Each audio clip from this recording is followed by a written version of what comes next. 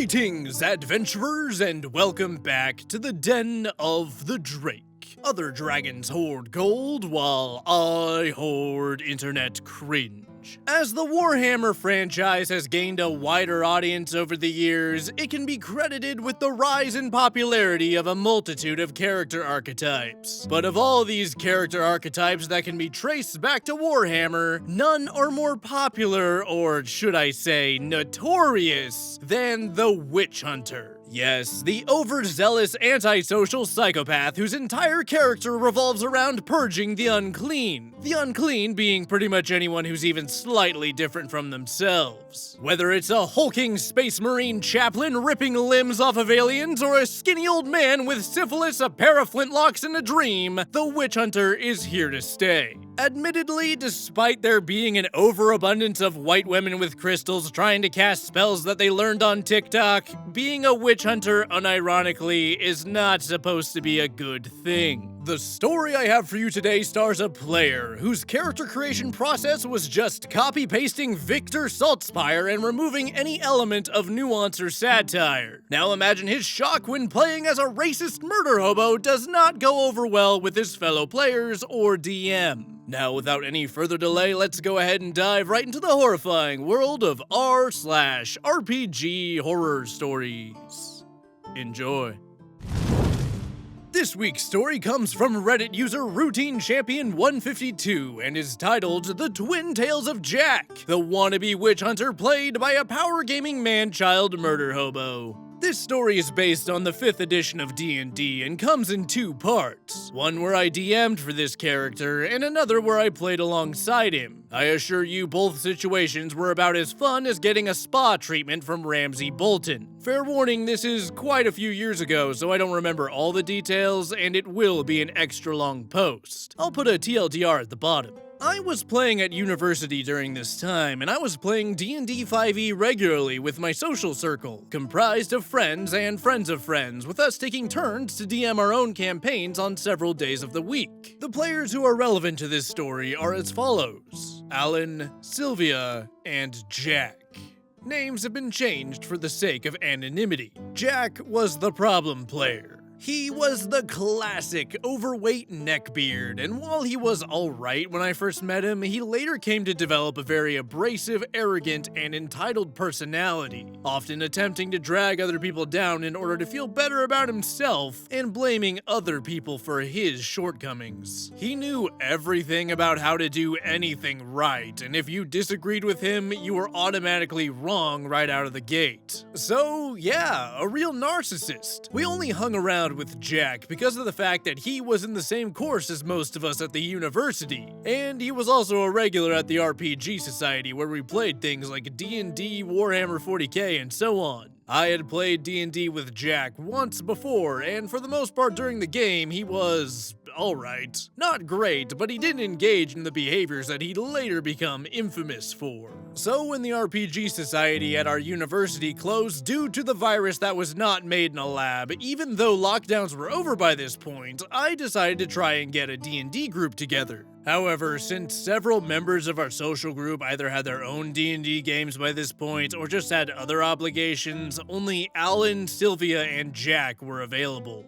Since he'd been an okay player in the past, I figured that it would be okay to let Jack join at least for this, despite his irritating personality. A mistake that I regret to this day. Our first game as a group was DM'd by me, and we started at level 3. The other players turned in their characters and backstories one by one before we turned up for session 1 at our LGS. Sylvia played a female water genasi warlock of the Great Old One Pact. She was of the Sage background and the Pact of the Tome feature, and her reason for adventuring was that she had received a weird book from a dead colleague, her Tome of Shadows, that had bonded to her and given her magical powers. She was now traveling around the world to meet with fellow scholars in the hopes of uncovering what the book was and where it came from. Alan played a female protector ASMR monk of the Way of Mercy. His character was of the acolyte background, and she was drawn to the place where the campaign started due to visions that the god Palor had been sending her in her dreams. Jack turned in his character last, and he had a character concept that I thought was kinda interesting. He wanted to play a variant human armorer artificer, but styled the character as being a witch hunter a la Victor Saltspire from Warhammer Vermintide. And the model he was using to use in the game was the Witch Hunter model from the Age of Sigmar game, Cursed City. But I understood both shiny model syndrome and being inspired by a different character, so I allowed it. But I did make it clear that I would not allow him to just go around purging everything he disliked. I said that in jest at the time, but little did I know. I also asked him for his character's backstory, as I did make it clear that I wanted backstories for each of the player characters, since this would be a roleplay focused kind of game. But Jack claimed to have been very busy with university work at the time, and so he said that he'd have one for me by the second session. Again, I gave him the benefit of the doubt, as I was sympathetic to being overworked at uni. Plus, I preferred that he actually have the time to work on a backstory that he was happy with, instead of being forced to hash one out quickly. If only either of those things actually happened. The game began with the three characters as passengers on a ship together. A ship that would end up being caught in a storm, getting shipwrecked and leaving the players deserted on a small swampy island that hadn't been charted. But even before the wreck, where I gave the players time to introduce their characters and start interacting with each other, Jack started causing problems. The first thing he tried to do was accuse Sylvia's character of being a witch for possessing a spellbook, citing, "All arcane magic is witchcraft, and it must be purged." He then tried to arrest her, and when Sylvia escaped his grapple and rushed back to her cabin, Jack chased after her, both using expeditious retreat. And when Sylvia locked her cabin door, Jack started using his green flame blade to burn his way through in order to get to her. Insert "that escalated quickly" meme here. Thankfully, due to previous DMing experience, I never set up any non-combat zone without a means of stopping PvP and such. And so, 4 of the sailors came to detain Jack, fearful that he'd be starting a fire on board the ship. He tried to fight them off, but they overpowered him, grappled him with advantage, and drug him before the ship's captain. Jack had his weapons taken away, and he was told by the captain if there were any more violence against other passengers that he would be thrown into the sea. Jack said something like, "In the name of the Order, I command you to arrest that witch!" To which I responded as the captain with, "Last I checked, your order, or whatever, has no jurisdiction here. This is my ship, and while you're here, you're gonna follow my rules." The captain then had his men lock Jack in the brig, leaving Sylvia and Alan's characters time to talk like normal players until the storm hit. The ship was wrecked, and Sylvia, Alan, and Jack washed up on the island. I was hoping to give the players a chance to explore the island after the wreck, but we had spent so long dealing with Jack's antics that the first session had to end there. Also remember that mention of this order, it will come up later. With only 3 players, I didn't feel like I could kick Jack from the game, nor did I think this situation wasn't salvageable. So, between the first and second sessions, I had a word with him. He was legitimately butthurt about me throwing his character in prison for attacking a possible witch, but I calmly explained to him that, as far as the sailors were concerned, it was more you were doing something that might set the ship on fire than anything else. I then told him that, even then, you can't just attack a fellow player like that, even if you might have backstory reasons to do so. I'm very opposed to PvP in D&D, and I tried to explain this to Jack. Like I have said before, I have played with this guy before, and he seemed to understand back then how to at least not be this disruptive. But his continued whining about feeling targeted and adamant refusal to grow up meant that my patience started to wear thin. And while I didn't kick him from the group, since I didn't feel like he was beyond redemption, and I'm not beyond giving the benefit of the doubt that it might have been a bad day for him, I said, 1, I didn't want him PvPing with the other party members. I would kick him if he did that again. He was free to come back if he wanted to next session, but I expected him to self-reflect and come back playing an actual character and not just attacking everything he didn't like. 2. Bitching about his imprisonment was pointless, as the shipwreck caused him to be released anyway. We had actually roleplayed Jack getting out of his cell earlier and recovering his things while the wreck caused the lock on his cell to break off.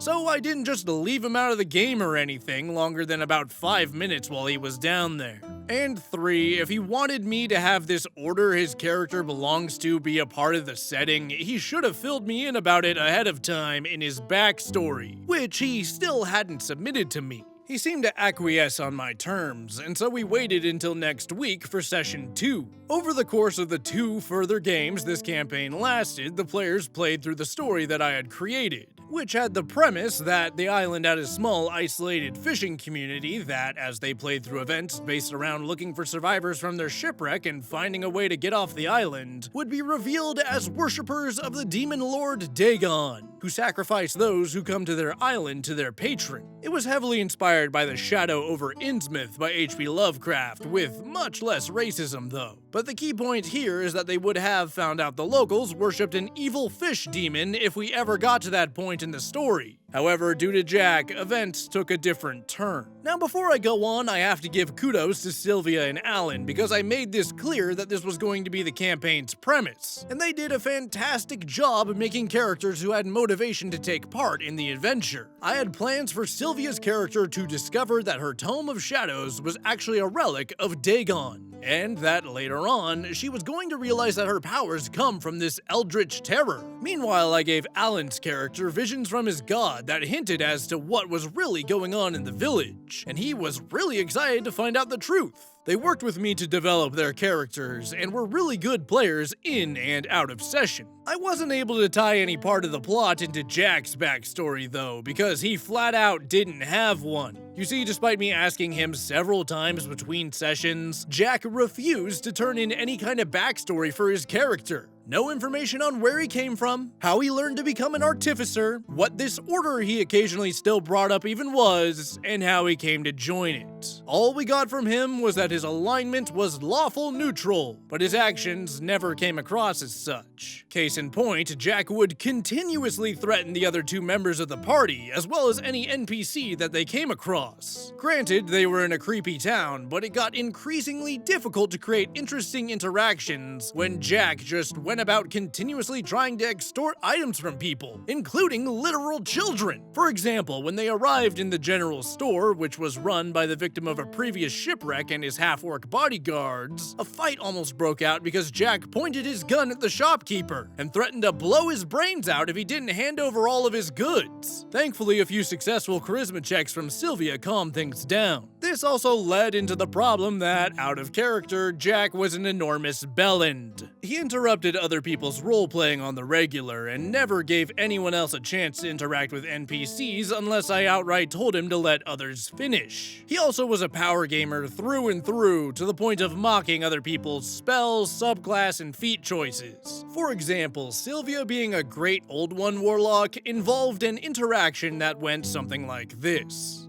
Jack: what sort of build are you going for? Sylvia: excuse me? Jack: what character build did you pick? Sylvia: well, I picked a Great Old One for my patron, and then... Jack: wait, seriously? Why the fuck would you choose the Great Old One? Their class feature's completely useless. You should have chosen the Fiend. The lifesteal is insanely good for survivability, especially if you go for Pact of the Blade. Sylvia: well, given that my character's a scholar, I don't think it makes sense for her to be using a sword. Jack: who cares? I don't want you dragging the rest of the party down by playing a shit build. Besides, all Pact of the Tome gives you is cantrips. Sylvia also didn't take Eldritch Blast or the Agonizing Blast Invocation, and we never heard the end of that either. Also, as a side note, whenever Jack talked about what he was doing in character, he liked to emphasize how ugly his witch hunter was as a person, describing him as being a jaundiced, middle-aged man who never took off his wide-brimmed hat, with deep sunken eyes, a missing ear, and crooked teeth. He also liked to talk about how Jack constantly smelt of beer, tobacco, and garlic, and never washed, mentioning such when he climbed out of the ocean after the shipwreck. I mean, don't get me wrong, it was great to have a physical description, but he kept doing that almost incessantly, and I legit have no idea why. All of Jack's problems all culminated on the second day of their time spent in the village, where the locals all gathered in a holy festival to honor their local sea god, secretly Dagon, but the party didn't know that yet. While the villagers had been nothing but friendly to the party, Jack saw the gathering through a window of a local tavern and said in character, "Jack, I move past the innkeeper to the inn's kitchens and start rifling through the supplies she has." Me. Okay, are you sneaking in or... Jack. 16 for investigation. Me, assuming that he's not sneaking in. Alright, well, as you go into the kitchen, unbidden, the innkeeper follows after you and asks what on earth you think you're doing. Jack. I shoot her. Sylvia and Alan were confused and in shock, telling him not to do this. But I secretly was 100% in favor of this. I'd been looking for an excuse to get rid of both Jack and his character, and in the moment I was like, yes, this is my time for sweet revenge. Was it the wrong thing to do? Probably, but it led to a supremely entertaining sequence of events. I let Jack shoot the innkeeper, and shortly after she fell dead, a few of the village fishermen came rushing in to see what had happened. And Jack responded by casting Thunder Wave, blasting the villagers back and creating a great gaping hole in the side of the tavern. Obviously, everyone gathered in the town square heard this, and I had it so that the remaining local fishermen ran to get their harpoons before suddenly surrounding Jack.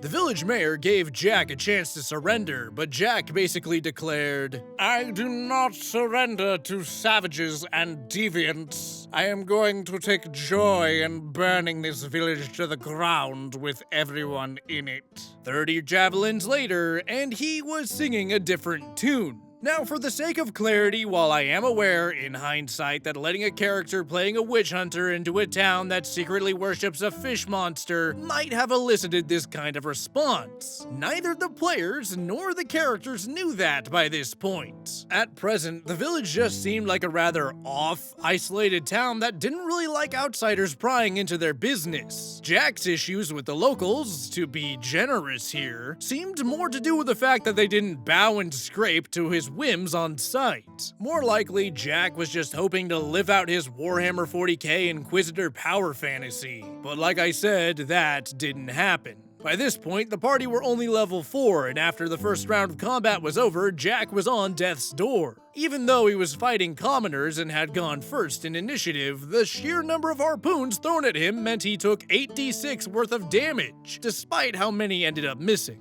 As this happened, Jack told Sylvia and Alan to come and help him, to which Sylvia asked why they would, since all he'd done since the start of the game in and out of character was insult them, threaten them, and get them into trouble. And so they stood by and waited while Jack was riddled with javelins, whereupon he got up, cursing like a sailor, and rampantly blamed me, the other players, his dice, and a bunch of other things before storming out. Sometimes the trash takes itself out indeed. But after that awkward atmosphere, I decided to stop the campaign, as I felt it was sorta pointless to keep going after things had been so thoroughly derailed, and unfair on Sylvia and Alan if they had to deal with the entire village being hostile to them after they had arrived in Jack's company.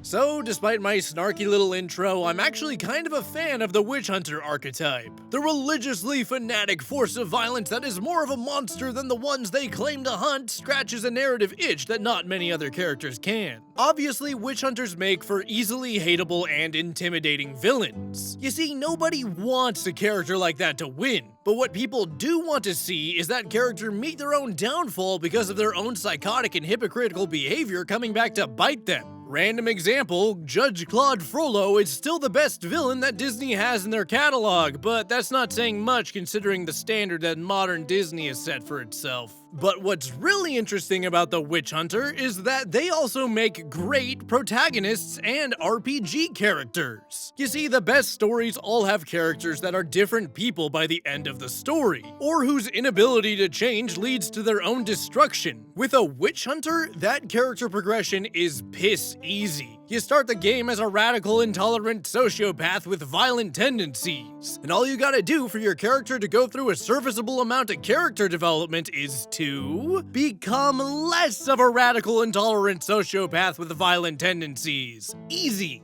But Drake, what if I want to make a character whose inability to change leads to their own destruction? Well, here's how you do that in an RPG.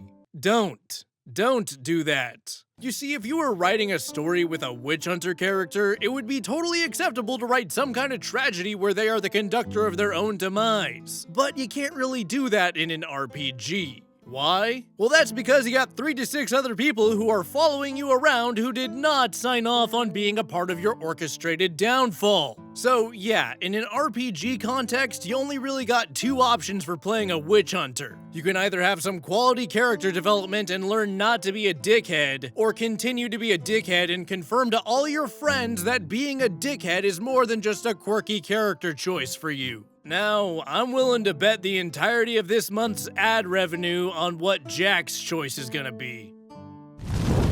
The 3 of us remained in touch, and a few weeks later, Alan announced that he wanted to try being a DM for the first time and asked if I'd be interested in playing. I was like, hell yeah, and rolled up a Tabaxi Arcane Trickster Rogue / Trickery Cleric multiclass. His whole deal was that he was a former thief who was killed by a rival gang, only to be resurrected by the trickster god of Alan's homebrew setting, given a second chance at life in exchange for being a servant of this deity, which he saw as a chance to mend his ways.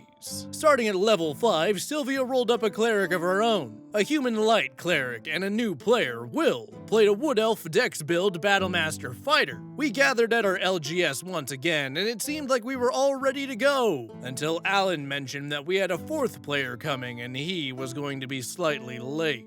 3 guesses who that was and which character he brought to the table. When I saw that it was not only Jack, but him playing the same character as before, I beseeched Alan to not let him join us, citing what had happened last time. However, Alan said that he felt like he needed a bigger party for us to have a fair shot against the monsters he was hoping to use. Turns out the biggest monster Alan brought to the table was one inside of our own party, because even in the first session of the campaign, Jack threatened both mine and Will's characters, saying he'd happily killed us if we stepped 1 toe out of line. He also threatened a local 12-year-old into running errands for him or die. And when we went into a hospital, Jack was completely willing to shoot the people in their sickbeds, citing, "These people are weak. They deserve death." Later on, after the Duke of the town the story took place in gave us his seal and employed us, things got worse, culminating when Jack literally burned down a butcher's place because he didn't like the fact that the proprietor was a gnome. While I can't confirm this, having been there, I get the distinct impression that Jack was using Alan's inexperience as a DM and conflict-adverse personality to get away with things that most DMs would put their feet down on. Well, Sylvie and I soon got sick of Jack's antics and just flat out ignored anything he said during the game. We also started spending time mocking his character to his face between story beats, including me using the actor feat at one point, something Jack called me stupid for taking, to mimic him, and then using minor illusion to throw my voice to make it sound like he was saying stupid things. I don't remember a huge amount of Alan's campaign outside of Jack's antics, if I'm honest, aside from it being about fighting against a necromancer. But I do remember one segment in particular where we had to enter a bank to retrieve something from a deposit box in secret. When we approached the bank, Jack immediately marched up to the gate and tried to intimidate the guards into letting us pass. And when that didn't work, he started to raise his gun. By that point, I'd completely had enough of him just shooting NPCs, so I used Mage Hand to lower his pistol in-game. And when the rest of the party asked how we were going to get in, I said, "Allow me." I led us all away from the door, and I told the party to wait before circling around the bank's perimeter in search of another entrance. As I did this, I stumbled into 2 of the bank's guards talking in a back alley while they were on break and hid nearby, listening in on their conversation. I then used the actor feat to copy one of the guards' voices, and once I had that down, I cast Disguise Self to make myself look like that guard I had listened to. Then went up to the main gate with the others, more or less, and said, "Hey lads, I just spoke to the boss, and he said that these folks are allowed in." And after a few choice words and rolls for deception and persuasion, bingo, we got in. This action and the praise I got for it from the other group members seemed to make Jack very grumpy, and in the next session he refused to speak to me at all until partway through the session. And then when we got into an encounter with some vampire spawn in a warehouse, he kept relentlessly calling me a coward in and out of character, because my tabaxi was hopping about on top of the shelves attacking targets from a distance with my hand crossbow, and spells like Sacred Flame and Guiding Bolt. I just ignored him because it seemed to be the best option at that point. Anyways, the final session of this campaign rolled about when one of the Duke's Knights, an NPC who had been helping us, sent us to investigate a meeting of one of the bad guys he said he'd heard was going to happen at a house downtown. Approaching the perimeter, Will and I decided to try sneaking in through an attic window that he saw on the roof thanks to a nat 20 perception roll. But as we climbed up and I was working on picking the lock, Jack simply announced that he was breaking in through the front door. And despite our protests, Alan allowed him to shoot the lock off the door and barge in, only to discover that the house was full of nothing but zombies. As the gunshot rang out, several groups of armed thugs emerged from nearby alleys. It was a trap. Turned out, as the thug leader revealed in the ensuing fight, the BBEG had caught on to our investigation, and we quickly worked out that the knight who had sent us here must have been working with the big bad evil guy and set us up with a fake meeting. Anyways, we fought against our assailants, and sadly, this is where the campaign came to an end. Alan overtuned the encounter quite a bit, the thug leader especially, and so we ended up with an almost TPK. Sylvia was cut down by the thugs, Will got eaten by the zombies, and I got shot by the thug leader while hurrying to try and revivify Sylvia. Jack was the only one who didn't go down before we ended the session mid-combat. As you can imagine, the rest of us were pretty pissed at him for causing this. And while Alan tried to go into damage control mode by saying that he was sorry for making the encounter so hard, I told him that that was not the main issue here. That's when Jack said, "Well, that's what you get for playing weak and stupid character designs." And the group more or less just petered out after that. If anything did happen after that, I'm afraid I don't recall it. So, yeah, that's the story. Whether Jack was just acting out for attention, was being an ass because other players had the audacity to exist, hated games that challenged him in any way, or all of the above, I don't know, and frankly, I don't care. One good thing did come out of it though. Inspiration for a later campaign. During a segment of a campaign I ran with a different group, the players were fighting against a group of religious extremists, intent on purging everyone they considered a deviant from their religion, and they were led by a witch hunter captain who was essentially Jack's character by another name. Given that he was such a hated character amongst the original groups he joined, I felt he had more of a place being a villain than the hero, and he came to another equally fitting death after my friend's monk kicked him off the roof of a temple, leaving him impaled on the steeple, before brazenly stealing his hat from his corpse. TLDR, Manchild plays the same character in two different campaigns, a character with no backstory or personality beyond wanting to purge anything he dislikes, then rampantly threatens and insults player characters and murders NPCs before causing both campaigns to end early due to attempting to go on solo killing sprees. End of story. By Sigma, your D&D character is cringe. Prepare to be judged! Well, everyone, it seems like we had ourselves a bit of a self-fulfilling prophecy when I said that these characters work as both protagonists and antagonists. There's no bad witch hunters, only witch hunters who haven't figured out which side of the DM screen they're on. But for real though, golden rule, pay attention. The first thing that every D&D player wanting to make an enjoyable character should ask themselves is, how does my character's personality and goals serve the other party members? If the answer is they don't, then don't play that character. I'm under the impression that more chaotic or even evil-aligned characters can work in a conventional D&D campaign, but you need to challenge yourself to make sure that your unique brand of evil can somehow act in the service of good-aligned characters. What you definitely don't do is throw the backstory out the window and kill randomly for the glory of Sigmar, because that's much more of a Khorne thing to do. And in the context of a D&D game, blood for the blood god and skulls for the skull throne alone is not a great way to make friends. But you know what's a great way to make friends? Sending me fan art! That's right, how about we take a look at this week's Gallery of the Drake? This week's fan art comes from viewer Lockpunk and shows that art can be done using pretty much any medium. Look, I've been doing this fan art thing for a while now, and I've seen all kinds of mediums being used to make fan art. But this is the first time I've ever had someone submit a piece of fan art from a 2DS, and I'd be lying if I said I wasn't kinda impressed. Congratulations, Lockpunk, on being the first. Ugh, break time. Time to whip out the old 2DS. Oh, Larry. Drake, what the hell are you doing in my DS? I don't have a lot of time to explain. There was a wizard and so much ketamine. Look, I need you to— Hold up, can this wait until after I feed my Nintendogs? What? Larry, no, this is an emergency. We need to— Alright, deleting file. Larry, you asshole! Thank you again, Lockpunk, for submitting your art. If you'd like to see your fan art featured in Gallery of the Drake, be sure to send it to the email in my About section, along with any social media you'd like me to credit. Fan art is my favorite part of doing YouTube, and it means the world to me that I can inspire artists like you to create artwork like this. With the story over and artwork displayed, we're gonna go ahead and wrap up. If you enjoyed the video, be sure to like, comment, subscribe, and send in your fan art. And if you feel like supporting the channel further, my Patreon and merchandise links are in the description. I would like to thank you all for listening, and I hope to see you next time in the Den of the Drake.